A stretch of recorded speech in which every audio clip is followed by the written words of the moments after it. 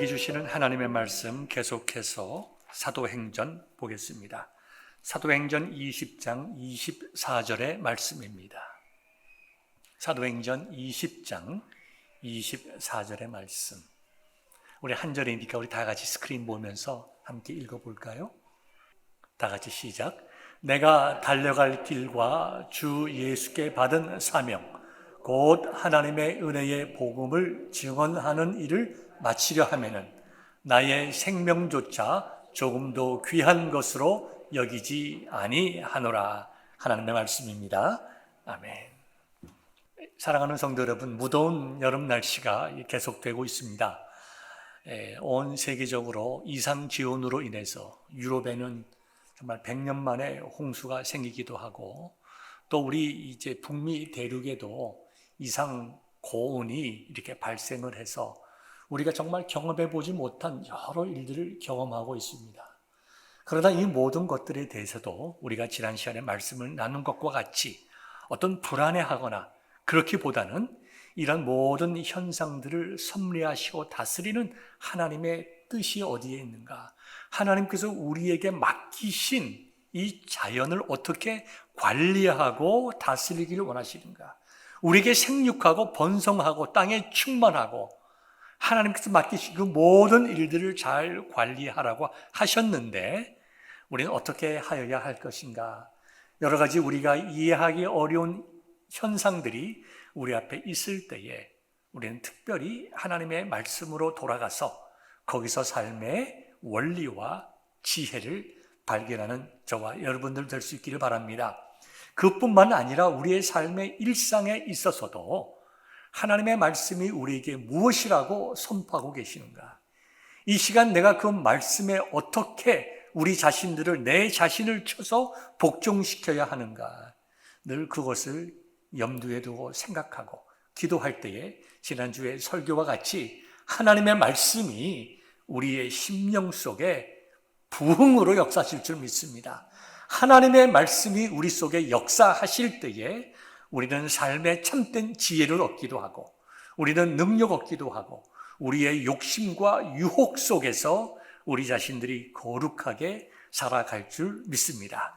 우리가 사도행전을 쭉 통해서 성령께서 어떻게 그 말씀을 하나님의 택한 백성의 심령 속에 듣게 하시고 믿어지게 하시고 고백하게 하시고 선포하게 하셨는지 이와 같이 큰 주제를 가지고 계속해서 말씀을 보고자 합니다.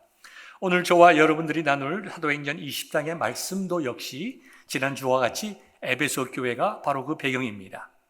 사도 바울이 에베소 교회에서 목양을 할 때에 6개월 정도는 회당에서 가르쳤습니다. 특별히 회당에서 가르칠 때에 안식일 그 다음 날이라는 표현이 여러 번 나옵니다.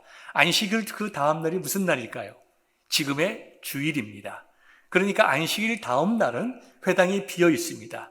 그와 같은 프랙티컬한 리즘도 있지만 안식일 다음 날은 모든 율법이 가르치고 있는 지향하는 하나의 목표, 예수 그리스도의 십자가의 죽으심과 부활하심, 그것이 너무나도 잘 나타나 있기 때문에 안식일 다음 날 회당에 모여서 사도 바울이 예수 그리스도의 십자가의 복음을 증거했다고 하는 것은 매우 의미 있는 내용입니다. 이와 같이 6개월 동안 복음을 증거할 때에 많은 사람들이 나와서 복음을 들었습니다. 에베소 교회의 성도들뿐만 아니라 지역에 흩어져 있는 사람들이 나와서 복음을 들었고 십자가의 복음이 사방에 흩어지기 시작했습니다. 그래서 두란노라고 하는 그런 학교를 빌려서 그 비어있는 학교를 빌려서 사도 바울이 2년 동안 열심히 복음을 증거할 때에 역사가 일어나고 말씀이 흥왕해서 믿는 자들이 늘어났다고 하였습니다. 이와 같이 사도 바울이 선교하였던 제3차 선교 여행은 에베소 교회를 중심으로 일어났는데요. 약 3년 동안 에베소 교회에서 복양을 하였습니다. 주의 말씀이 힘이 있어 흥왕하여 세력을 얻으니라. 지난 주일 이제 말씀 아닙니까?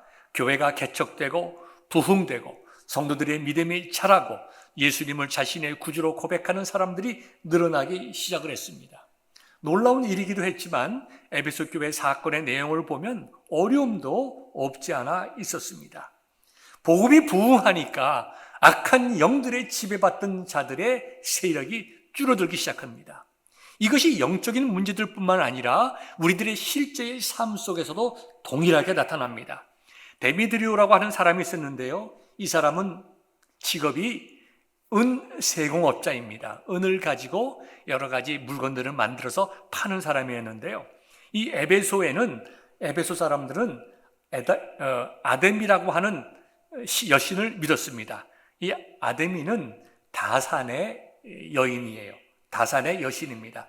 그 당시에 모든 우상들이 그랬듯이, 사람들의 소원이 그랬듯이 아이들 많이 낳고 자기들이 가지고 있는 가축들이 새끼 많이 낳고 농사를 지으면 풍년이 들고, 그것이 그들의 목적이고, 지금으로 말하면 뭡니까? 부자 되는 거죠. 부자 되는 것. 부자 되게 해준다는 그 여신의 아데미예요. 그리고 아데미를 섬기는 그 신전이 있었습니다. 그 신전이 얼마나 크고 웅장한지 고대 7대 불가사의 중에 들어갑니다. 여러분, 우리가 이집트의 피라미드를 보십시오. 어떻게 그 옛날에 그렇게 정교하게 쌓았을까? 저렇게 큰 바위돌을 어떻게 운반하고 어떻게 자르고 어떻게 쌓았을까? 참 지금도 해석하기가 힘들죠. 그처럼 이 에베소에는 아덴의 신전이 있었는데 얼마나 크고 웅장한지 지금도 사람들이 그 과거에 2000년 전에 어떻게 이와 같은 큰 신전을, 지금은 뭐 이렇게 터만 남아있지만 그와 같은 고대 7대 불가 사이에 들어갈 정도로 큰 신전이 있었다고 하는 것은 에베소가 얼마나 우상이 정말 창궐했는지를 보여주게 됩니다. 우상을 또 이용해서 이제 직업으로 돈 버는 사람들이, 이 복음이 흥왕하고 예수님을 믿는 사람들이 눈에 보이는 아담이 저것은 아무것도 아니다, 사람이 만든 것 아니냐, 우리의 삶의 참 소망이요 힘이요 구원자는 오직 예수 그리스도시다, 이와 같이 복음을 선포하니까 이 사람들의 생업이 위축이 되었습니다. 그래서 바울을 굉장히 어렵게 만들려고 했습니다. 오래전의 일입니다만 한 30년 전인가요? 제가 이제 유학생활 초기에 여름방학이 되면 제 친구가 있는 시애틀에 가서 석 달 동안 친구 집에서 먹고 자면서 아르바이트를 했습니다. 친구의 가족들은 저희 부친이 섬기시던 교회에 초대 장로님이시기도 하시고, 다 그 친구는 저하고 같이 중학교, 고등학교까지 같이 이제 교회 생활을 하다가 고등학교를 졸업하고 미국으로 간 친구들입니다. 제 친구도 알고 친구의 아내도 장로님의 딸로서 저와 같이 다 중고등부에 같이 회장, 부회장하고 그랬던 친구입니다. 그 집에 가서, 그 집에 사는 세탁소에 가서 여름 내내 석 달 동안 프레스를 하곤 했습니다. 먹여주고 재워주고 돈 버는 일이니까 참 좋았습니다. 근데 한 해는 가니까 이제 갔는데 세탁소를 하지 않고 이제 돈을 조금 벌어서 이제 주유소를 하나 샀습니다. 자그마한 주유소를 샀는데 구경시켜줬다고 갔어요. 가보니까 주유소만 있는 것이 아니라 그 안에 가게가 있지 않습니까? 맥주도 팔고 거기다가 성인 잡지까지 팝니다. 근데 그날 제가 아주 실망을 많이 했어요. 제가 저녁 때 얘기를 했습니다. 그 친구하고 친구의 아내, 다 친구들이죠, 저하고는. 야, 너희들이 이러면 되겠냐? 너희 그 장인어른, 너네 아버지가 교회 장로님이신데, 지금도 교회 장로님이신데, 이렇게 술 팔고, 이렇게 성인 잡지 파는 이런 가게, 이런 주유소를 하면 되겠냐? 너네가 이민 갈 때 나한테 한 얘기가 있지 않냐? 정말 예수님 잘 믿겠다고 청교도들이 미국 간 그런 마음으로 가겠다고 나하고 얘기를 하지 않았냐? 이게 뭐냐? 이 세상에 그랬더니요, 그 친구의 아내, 우리가 중고등부할 때 부회장했던 제 친구의 아내가 저에게 달려들기 시작하는데요. 정말 놀랐어요. 이게 믿음이 있는 건지 없는 건지, 이게 일상의 문제가 돼버리니까 완전히 사람이 달라지는 거예요. 그래서 둘이 하나가 더 저를 공격하는데요. 이 사람들이 나쁘다는 거예요. 자기네가 일부러 그걸 드린 게 아니고 원래 있던 거 샀는데 그럼 어떡하라는 거냐? 있던 걸 샀는데 거기다가 지금까지 잘 와서 사가고 하던 사람들이 정말 우리가 동양인이니까 비하해서 그런다는 거예요. 실제로 이제 옆에 있는 교회가 와가지고 그런 잘못된 잡지 판다고 피켓을 들고 막 대모하고 그랬거든요. 옛날에는 꼼짝 못하던 사람들이 동양인들이 가게를 사니까 무시해서 그런다, 우습게 보고 그런다는 거예요. 제가 그때 깨달은 게 있습니다. 야, 이게 먹고 사는 문제는 믿음하고 다른 모양이구나. 여러분 좀 이해가 되실 겁니다. 우리의 믿음이라고 하는 것이 우리의 먹고 사는 생업하고 문제가 연결될 때에 우리의 믿음이 정말 다른 믿음인가 아닌가 드러나게 되어 있습니다. 물론 얼마 되지 않아서 그걸 팔았습니다. 그걸 팔고 지금은 시애틀에서 굉장히 큰 부동산을 하는 그와 같은 좋은, 지금도 장로가 됐습니다. 장로님, 권사님이 되었습니다. 믿는 사람도 생업에 관계가 되면 이와 같이 정말 난리를 일으키는데, 하나님을 믿지 않는 우상을 섬기던 사람들이 얼마나 사도 바울을 괴롭혔겠어요. 생업의 문제인데. 그래서 사도 바울이 그 모든 어려움 속에서 새로운 비전을 발견하게 됩니다. 내가 이제 예루살렘으로 가야 되겠다. 그 다음에 예루살렘에도 가고 좀 더 로마에 가서 복음을 증거하고, 학자들의 말에 따르면 로마를 거쳐서 내가 스페인계까지 내가 복음을 증거해야 되겠다. 스페인의 복음 증거하는 내용에 대해서는 성경에 나와 있지는 않지만 성경학자들이 사도 바울의 모든 선교 여행을 생각을 하면서 아마도 사도 바울이 로마에 가고자 했던 것은 그 당시에 로마 제국인 수도인 로마에 가서 복음을 증거한다고 하면 정말 이 복음이 로마가 닦아놓은 그 모든 길들을 통해서 전 유럽에 퍼질 것이다. 또 내가 스페인에 가서 복음을 증거할 수 있겠구나 라고 하는 그런 생각들을 가지고 사도 바울은 로마로 가기로 원했습니다. 그래서 이제 로마로 가기 위해서 이제 예루살렘을 먼저 방문하게 되는데요. 예루살렘을 방문한 세 가지 목적이 있었습니다. 첫 번째는 그 당시에 예루살렘 지역에 큰 가뭄이 들어서 아주 살기가 힘들어졌습니다. 예수님을 믿는 사람들은 주로 가난한 사람들이었습니다. 사회적으로 약자들이었습니다. 소외 계층들이 많이 있었습니다. 부자들도 가난이 오래 가게 되고 가뭄이 오래 가고 천재지변이 일어나면 견디기 어려운데 가난한 성도들이 얼마나 힘들었겠어요. 그래서 사도 바울이 자기가 복음을 전하고 개척한 여러 지역의 교회들에게 소식을 전합니다. 우리의 모교회가 아니냐, 우리에게 복음을 증거해주고 정말 복음이 시작된 교회가 아니냐.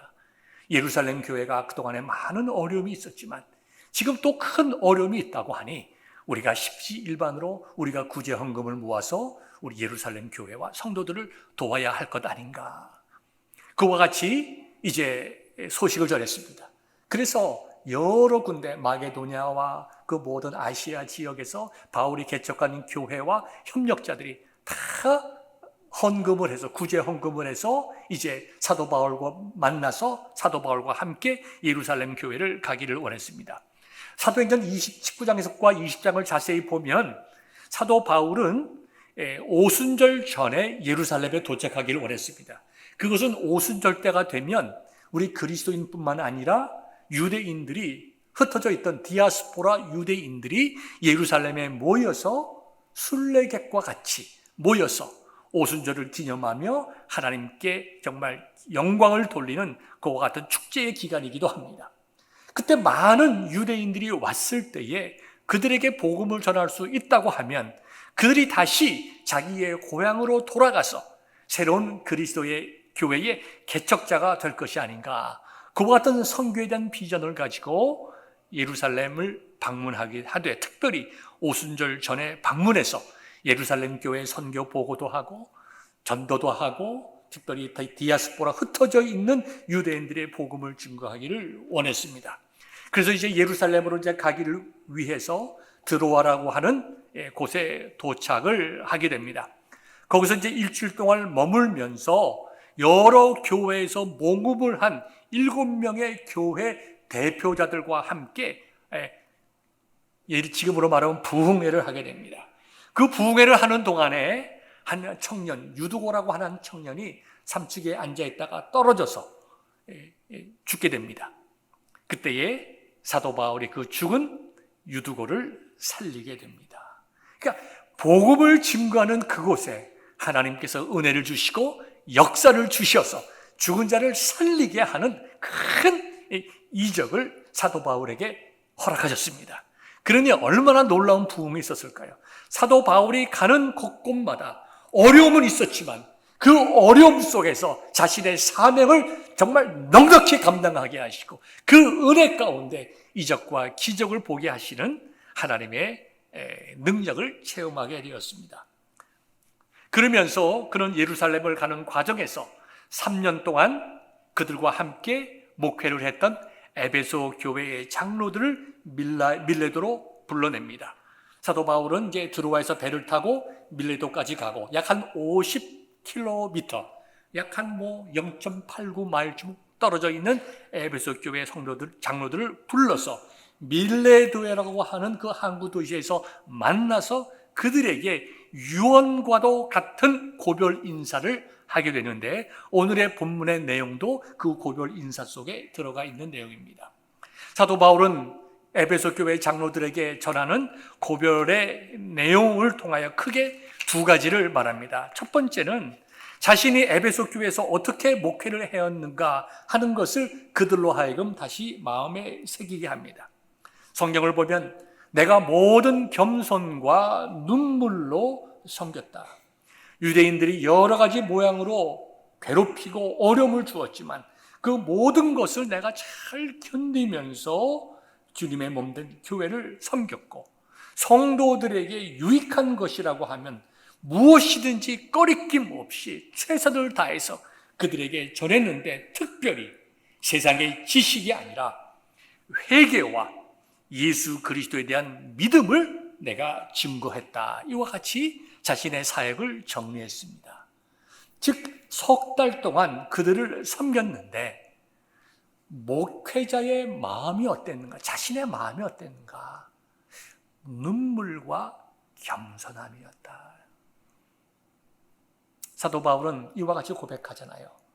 우리가 증거하는 것은 주 예수 그리스도의 십자가의 복음과 우리가 너희의 종된 것을 선포하노라. 자, 복음을 증거하는 것과 종됨을 선포하는 것이 무슨 관계가 있을까요? 사도 바울은 굉장히 타고난 학자였습니다.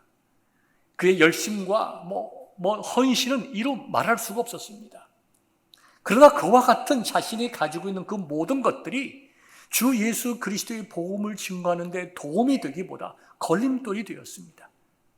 그래서 사도 바울은 후에 무슨 말을 하죠?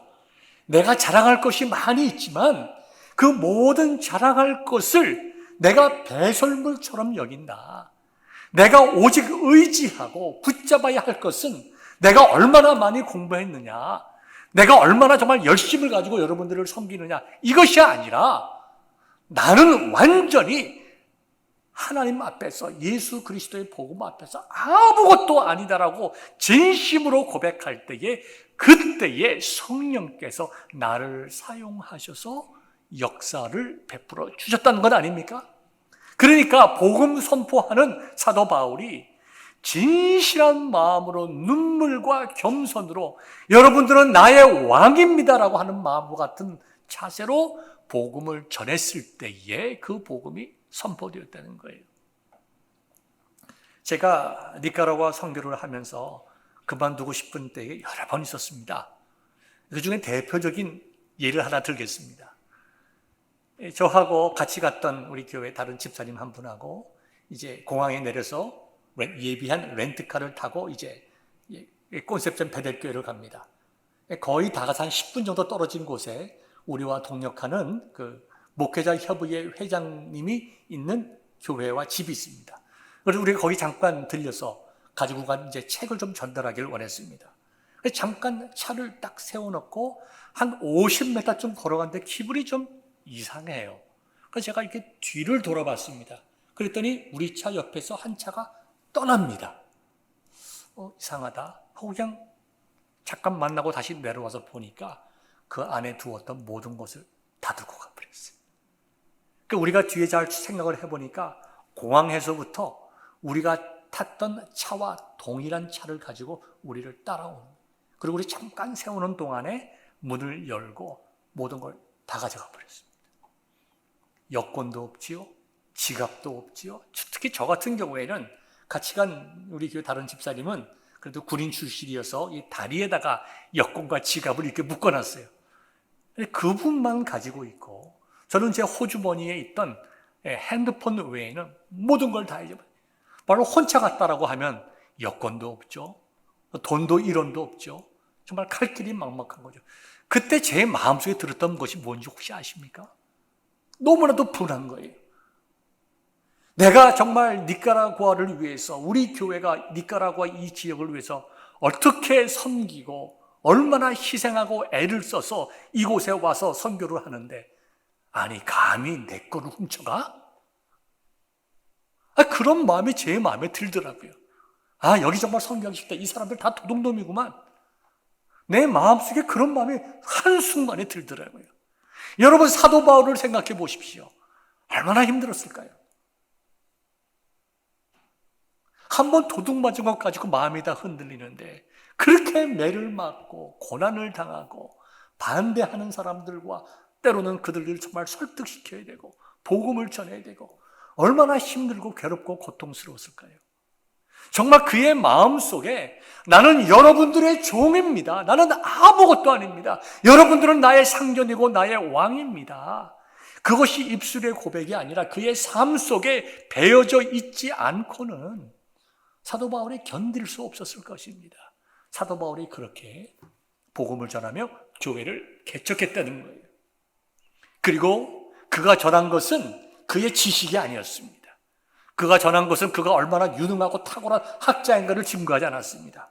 오직 회개와 주 예수 그리스도를 믿음으로 구원받는 복음만을 전했다는 거예요.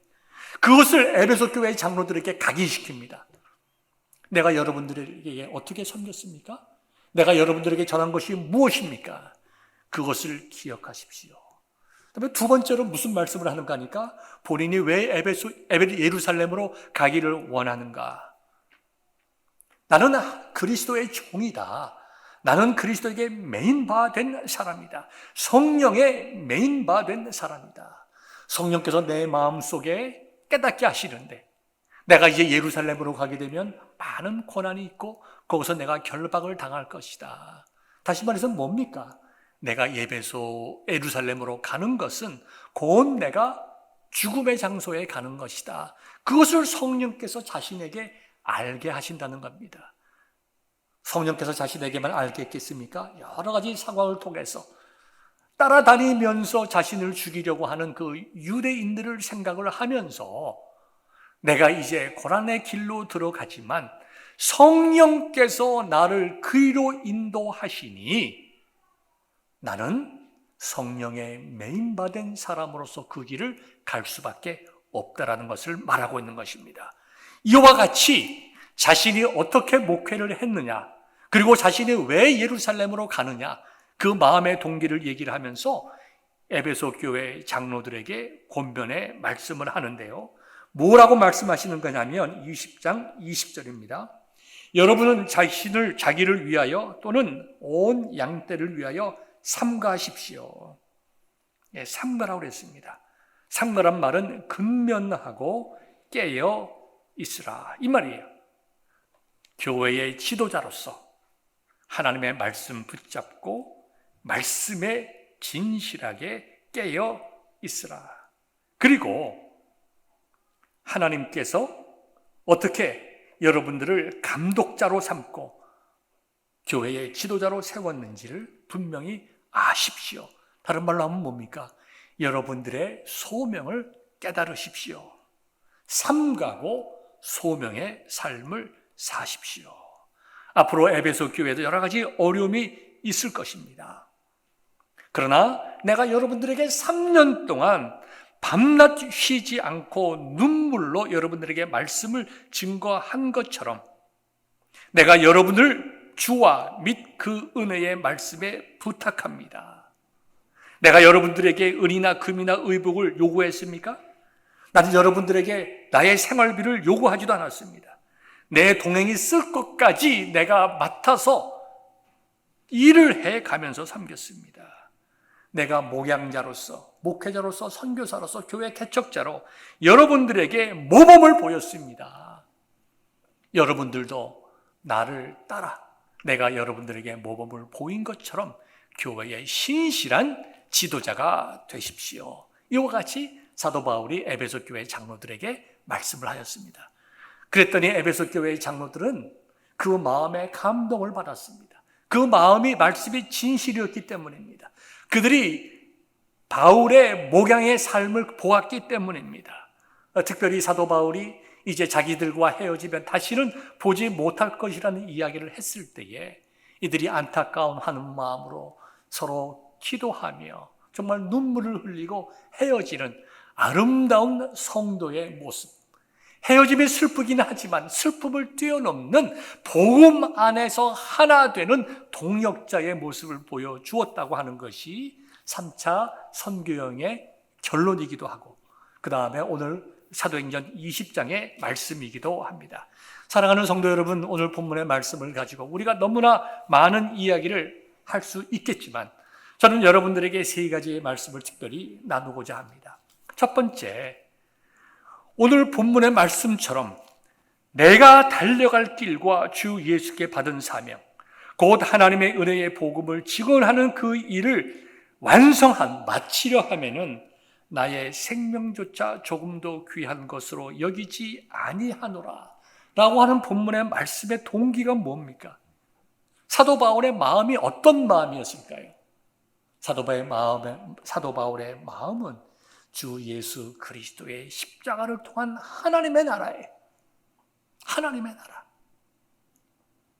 복음을 증거하고 교회를 개척하고 말씀으로 그들을 양육함으로 하나님의 나라가 이 땅에 확장되어 가고 영원한 하나님의 나라 천국에 대한 소망을 심어준 것입니다. 이와 같은 사도 바울의 마음이 우리가 역사 속에서 배워야 합니까? 성경 공부를 통해서 배우고 그렇구나 라고 하는 지식으로 끝나야 됩니까? 지난 몇 주간 여러분들과 함께 나누었던 것처럼 사도 바울의 비전이 저와 여러분의 비전이 되어야 되고 사도 바울의 마음이 저와 여러분들의 마음이 되어야 되고 사도 바울이 그렇게 원하고 바라고 기도했던 기도의 내용이 오늘 이 시대를 살아가는 저와 여러분들과 마음과 동일한 마음이어야 되고 소망이어야 되고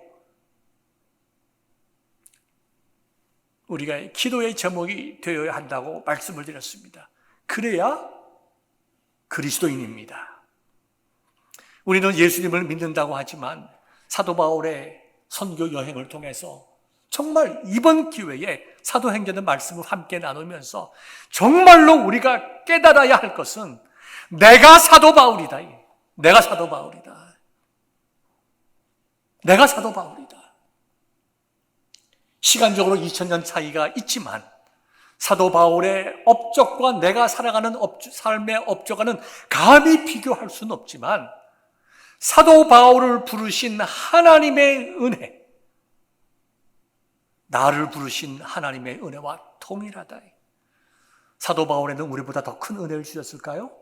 아닙니다. 근본적으로 동일한 은혜입니다. 주 예수 그리스도의 십자가의 은혜는 사도 바울에게도 우리에게도 앞으로 올 우리의 자녀와 후배들에게도 동일한 은혜들입니다. 그렇기 때문에 오늘 저는 여러분들에게 다시 한번 말씀드립니다. 3가지의 말씀을 드리면서 첫 번째, 사도 바울의 길이 나의 길이 되어야 합니다. 사도 바울의 삶이 나의 삶이 되고 사도 바울의 인생이 나의 인생이 되고 내가 사도 바울이라는 마음의 각오를 가지고 우리가 살아갈 수 있기를 간절히 소망합니다. 사도 바울은 믿음의 사람이었습니다. 그러므로 우리가 사도 바울이 가졌던 그런 믿음과 동일한 믿음을 갖기를 소망해야 됩니다. 사도 바울은 뭐라고 말씀했습니까? 성경의 2군데에서 너희는 나를 본받으라 그랬습니다. 너희는 나를 본받으라고 했으니 우리가 사도 바울을 본받을 뿐만 아니라 우리 자신들이 우리 자녀들에게 본받음이 되는 삶을 살아야 합니다. 사도 바울이 소명을 가졌듯이 우리가 비록 선교사는 아니더라도 우리의 삶을 통해서 소명을 가져야 돼요. 어떤 분들이 선교에 대해서 이야기를 합니다. 갑자기 남편이 은혜를 받아가지고 선교사에 간다고 아내가 고민하는 그러한 내용들을 제가 상담을 과거에 몇 번 한 적이 있습니다. 우리 교회에서 아직 그런 적은 없습니다만은, 목사님 어떻게 하면 좋겠습니까? 남편이 이번 부흥회를 통해서 끝난 다음에 선교사로 가겠다고 저럽니다. 일은 누가 하고 가게는 누가 봅니까? 저한테 그런 얘기를 해요. 그래서 제가 그분에게 그랬습니다. 남편한테 가서 물어보세요. 당신 혹시 일하기 싫은가? 좀 물어보시고. 무슨 문제가 있나? 당신 나하고 살기 싫어요? 좀 물어보시라고. 하나님께서 선교사를 가게 만들면 아내인 집사님에게도 동일한 비전을 주지 않겠습니까? 가정 다 내두고 혼자 선교사 가는 길이 하나님께서 기뻐하시는 일이겠습니까? 그렇게 생각 들지 않습니다. 가지 않더라도 우리의 삶이 선교라고 하는 것을 말씀해 주십시오. 여러분, 우리 삶이 선교입니다. 우리 교우들 가운데 믿지 않는 남편들, 신앙생활 열심히 하지 않는 남편들이 많이 있습니다. 그들에게 선교사가 누구입니까? 남편이요, 아내입니다. 우리들의 자녀들 가운데 신앙생활 바르게 하지 않는 자녀들 많이 있습니다. 우리 교회도 많이 있습니다. 안타까운 일이죠. 그들에게 복음을 전하고 그들이 하나님의 사람으로 분명하고 바르게 설 수 있도록 복음을 전해야 될 선교사가 누굽니까? 여러분들입니다. 꼭 니까라과 가야만 선교사입니까? 아닙니다. 우리의 서 있는 이 자리가 선교의 현장입니다.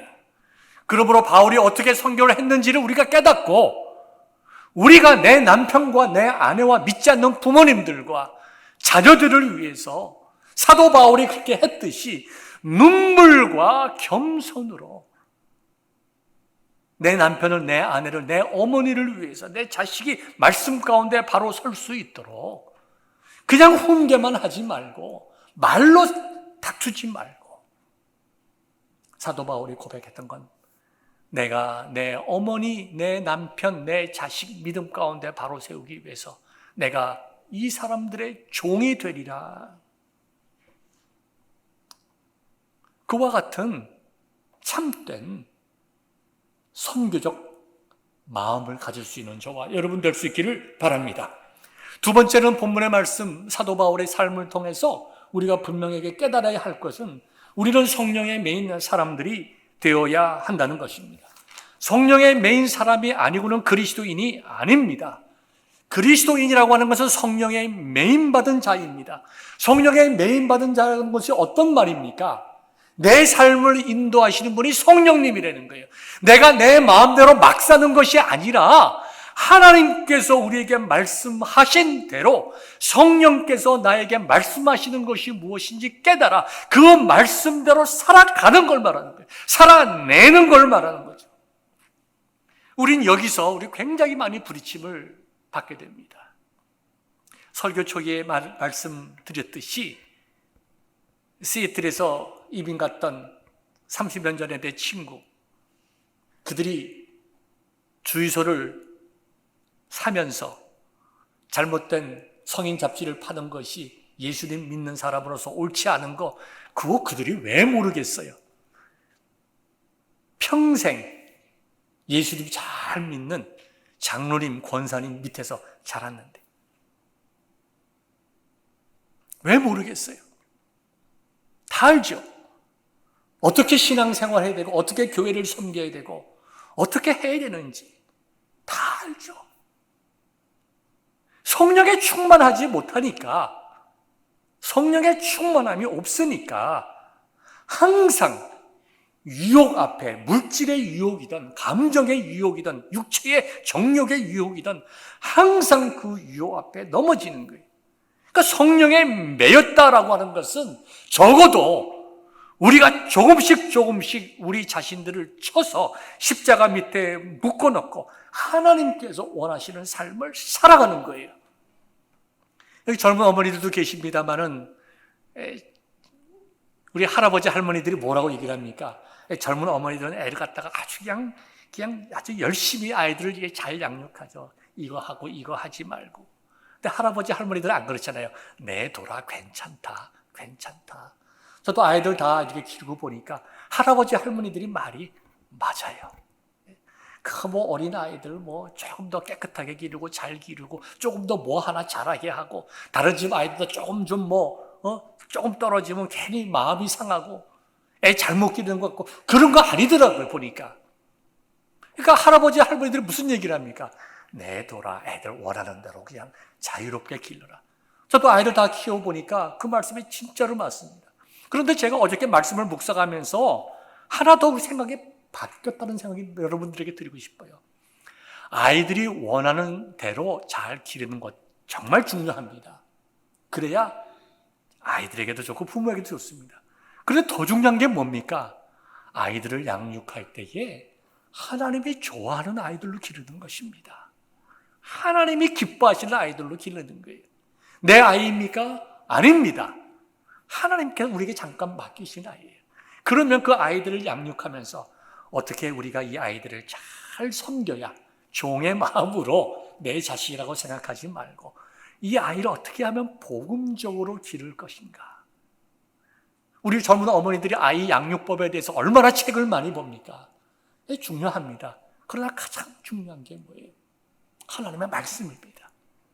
하나님의 말씀을 묵상하면서 아이들을 기르다 보면 얼마나 때론 힘들고 어려움이 많이 있습니까?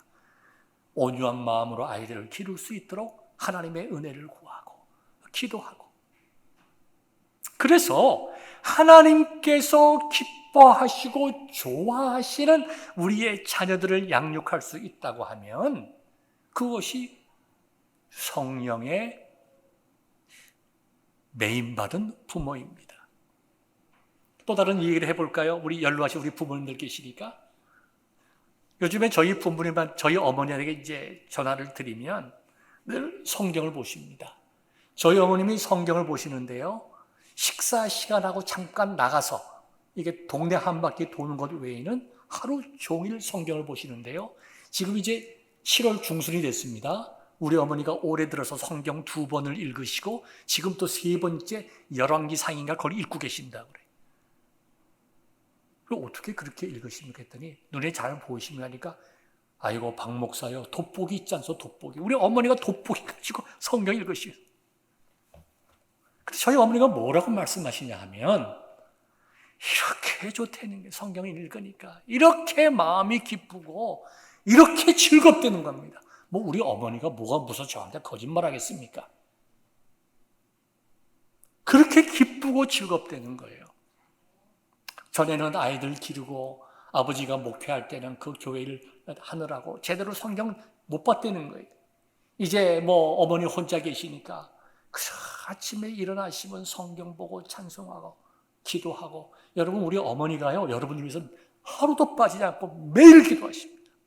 이름을 불러가면서 아시는 분들은 제가 전화할 때마다 어느 분 잘 계시냐 건강하시냐 한 분만 얘기하게 계시는 분 장로님 어머니 양복녀 어머니 잘 계시냐 한 번도 잊지 않고 저에게 안부를 물어보세요. 양복녀 어머니는 오랫동안 건강히 장수하실 거예요. 우리 어머니가 하루도 빠지지 않고 기도하신다잖아요. 성도들 위해서 기도하시고 그렇게 기쁘다는 게 이게 뭡니까? 성령의 메인받아서 그런 거예요.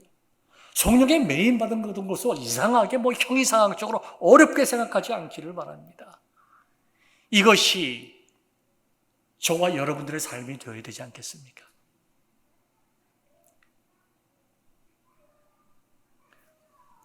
우리의 삶의 방향이 하나님의 나라가 되어야 돼요. 자녀를 기르든지 나이가 연로하셔서 활동이 불편하다 하더라도 내가 할 수 있는 일이 무엇인가 분명히 있습니다. 내가 정말 겸손과 정말 온유와 눈물로서 섬겨야 될 대상들이 있습니다. 우리의 마음의 중심이 성령님께 가 있으면 우리는 발견하고 깨닫고 실천할 수가 있습니다. 성령에 매이지 않으면 어디에 매일까요? 늘 말씀드리지만 에베소 1장 2장을 보십시오. 우리는 세상에 매일 수밖에 없습니다. 성령에 매이지 않으면 우리는 너무나 당연하게 세상에 매여서 세상 재미 추구하다가 인생 끝나는 거예요.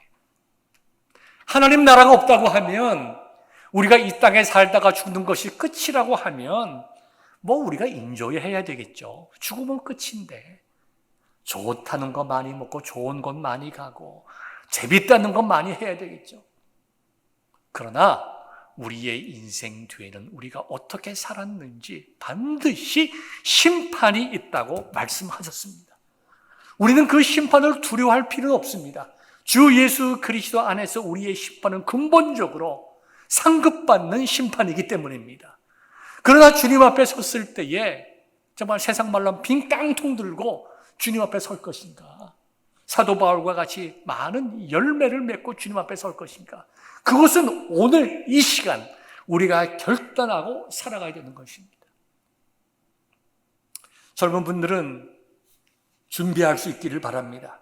내가 어떤 인생을 살아가야 할 것인가 준비해야 돼요. 영적인 훈련을 받아야 합니다.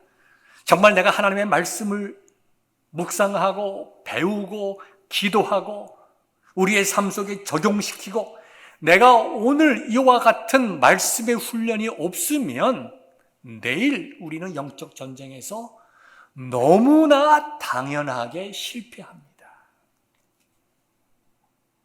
내가 좀 손해를 본다 하더라도 말씀 가운데 살아갈 수 있도록 애쓰고, 내가 좀 어려운 일이 있다 하더라도 주님 생각하면서 이 고비를 넘기고, 내가 정말 여러 가지 욕심이 있다 하더라도 무엇이 중요하고 무엇이 바른 가치인가 근본적인 것을 생각하면서 하나님 앞에 엎드려 기도할 때에 우리는 성령께서 우리를 인도하시는 것, 단순히 그것이 고난과 어려움뿐만 아니라 우리의 삶 속에 주시는 은혜, 능력.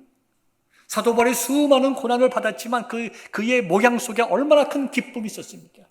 얼마나 큰 열매가 있었습니까? 얼마나 놀라운 기적과 이적이 있었습니까?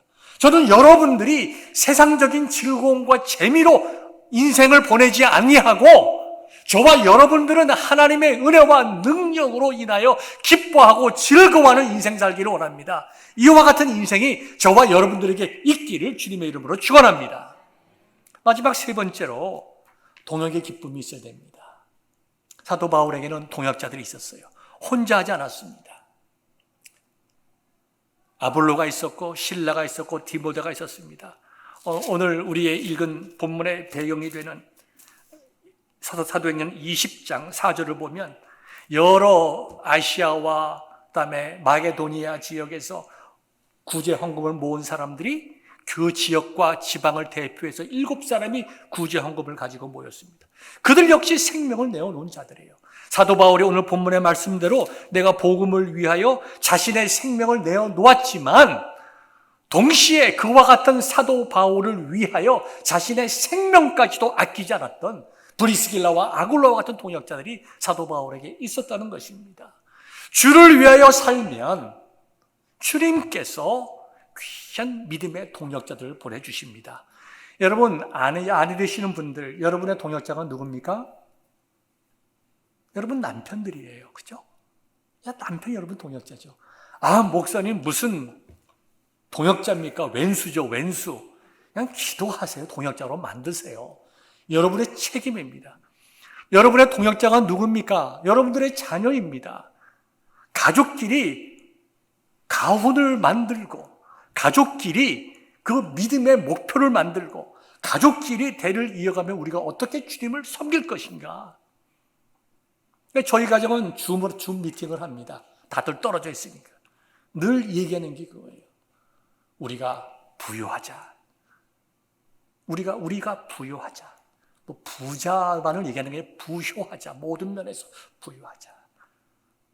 우리가 가는 곳에 말씀이 부유하고, 우리의 너희들이 경제적으로도 부유해서 복음을 위하여 드릴 줄 아는 자들이 되고, 너희들의 자녀들이 이 땅에서 말씀과 성령으로 부자가 되어서 주님의 몸된 교회를 넉넉히 섬기고 기둥 같은 일꾼들이 되고, 너희들의 자녀들을 통해서 세상이 밝아지고 너희들을 통해서 복음이 증거되고 우리는 이와 같은 목표를 가지고 사는 박씨 가문이다, 박패밀리다. 여러분, 제일 중요한 동역자가 누굽니까? 가족입니다. 여러분의 가족은 왜 하나님께서 가족으로 주셨습니까? 왜 아내와 남편을 만나겠어요? 그리스도 안에서. 왜 여러분의 믿음의 가정에 자녀를 주셨습니까? 서로 싸우라고 주셨습니까? 그냥 살다 보니까 애들이 생겼습니까? 아닙니다. 하나님께서 동역하라고 작은 교회를 여러분의 가정으로서 만들어 주신 거예요. 또 우리의 동역자가 누굽니까? 우리 성도들입니다. 사랑하는 성도들의 이 말씀을 맺고자 합니다. 사도 바울의 본문의 말씀, 내가 달려갈 길과 주 예수께 받은 사명을 위해서 내가 받은 그 은혜의 복음을 증거하는 일에서 내 생명을 내어놓고 내가 헌신하겠습니다. 이와 같은 그 사도 바울의 마음이 이 시간 말씀을 듣는 저와 여러분들에게 아멘, 나도 그렇게 살겠습니다. 아멘, 우리 자녀들이 그와 같은 삶에 동참하기를 원합니다. 정말 성령의 위로와 은혜와 메인바 되어서 하나님 앞에 아름다운 인생 살아가게 하옵소서 결단하고 기도해야 이 말씀이 여러분의 말씀이 되는 것입니다. 그래야 이 말씀이 여러분의 삶을 통해서 역사하게 되는 거예요. 그리고 이 말씀이 여러분을 통해서 이루어질 수 있도록 성령께서 여러분의 인생 속에 기적을 베풀어 주시고 치유를 베풀어 주시고 은혜를 베풀어 주시는 것입니다.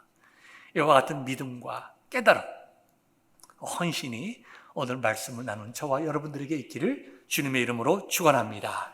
우리 찬송 한 장 부르겠습니다. 내 안에 사느니 예수 그리스도이니.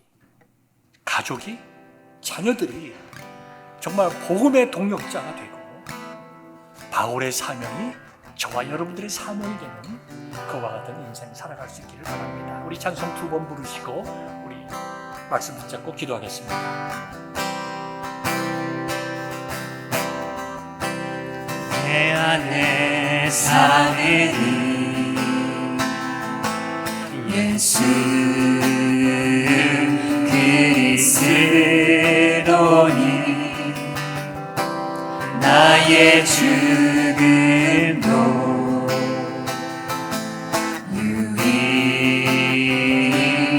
유익함이라. 내 안에 사느니 내 안에 사느니 예수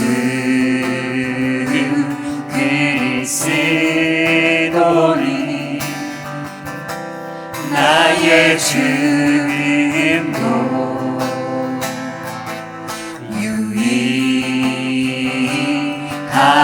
유익함이라. 나의 왕 내 노래 내 생명 또 내 기쁨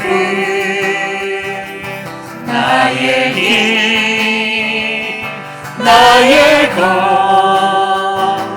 내 평화 나의 주 내 안에 사느니 예수 그리스도니 나의 죽음도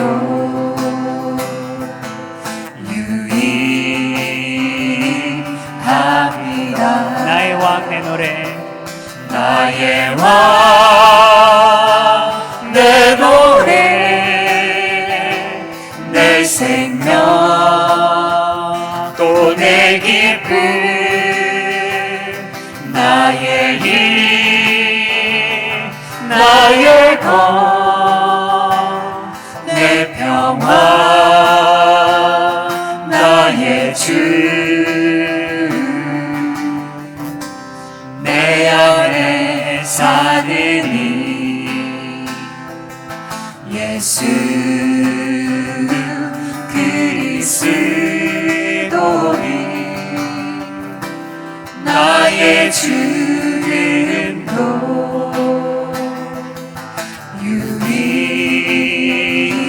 유일하리라. 아멘. 우리 시간 한 가지 기도 제목 가지고 기도하겠습니다. 사도 바울의 마음이 오늘 이 시간 나의 마음이 되게 하옵소서. 나와 내 남편의 마음 되게 하시고 우리 자녀들의 마음 되게 하여 주시옵소서. 우리의 가정이, 우리의 자녀들이 대를 이어가며 하나님의 나라를 위하여 드려지는 인생 살아가게 하옵시고 참된 기쁨과 가치와 이 소망이 넘치는 삶 살아가게 하옵소서. 우리 기도하겠습니다. 은혜와 사랑에 충만하신 하나님 아버지, 이 시간을 소망 가운데 주시고 하나님께서 저희에게 은혜를 베풀어 주신 말씀과 사도 바울의 오늘을 살아가는 저희들의 신앙 고백 되게 하여 주옵소서. 우리가 자녀들을 양육하면서 세상적인 가치관 속에 양육하지 않게 하옵시고 세상적인 기준으로 조금 낮고 조금 부족한 것으로 인해서 아버지 우리의 마음이 불안하거나 만족하지 않게 하옵시고